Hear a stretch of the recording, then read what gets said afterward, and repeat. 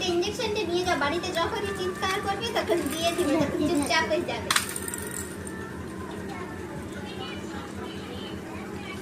খেলা হবে তো তারপরে আমি নাচ না বাড়ি গিয়ে আবারই করবো। হয়ে গেছে। আর আমার নাম্বারটা নিয়ে নে, এখানে এটা সেট করে নে। আর বাড়িতে বেশি বেশি করে গাছ লাগাবে।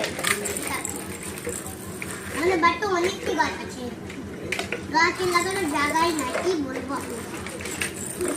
আর দেখে নি ওকে কতটা জ্বর আছে।